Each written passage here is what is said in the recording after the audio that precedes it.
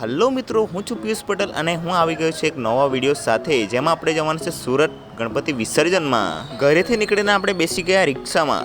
Bike પર તો જવાય નહીં, કારણ કે ટ્રાફિક જ એટલું હશે।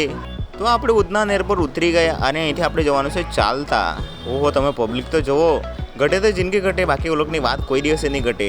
તો આપણે ચાલતા ચાલતા આવી ગયા ઉધના દરવાજા। પબ્લિક તમે જોઈ શકો છો।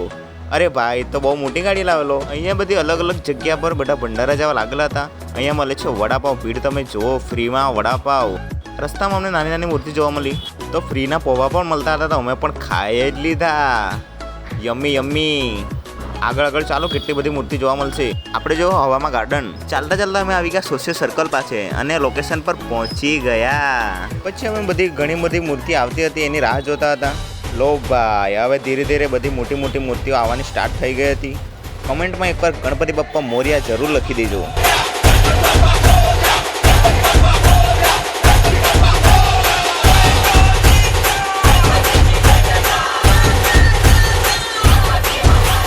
આ મૂર્તિ જોઈને તો દિલ એકદમ ખુશ થઈ ગયું ભાઈ। ગણપતિ વિસર્જન માટે પીકે ભાઈ બી આવેલો દેહું, અને મને જોવા મળી ગયા મોટા મોટા ફોટોગ્રાફર। ઓરે બાપ રે,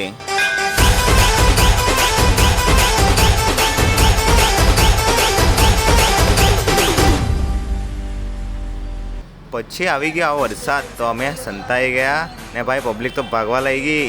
અરે ગણપતિ બાપાને રેનકોટ પહેરાવી દીધો। ઘરે જતા મળી ગઈ મર્સિડીઝ। અરે ભાઈ, નસીબમાં ક્યારે મળશે।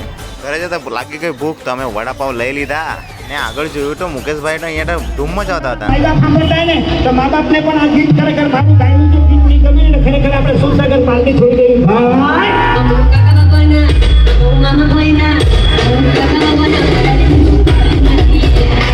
બસ તો મિત્રો, આ વિડીયોમાં આટલું જ હતું। ગણપતિ બાપ્પા મોરિયા।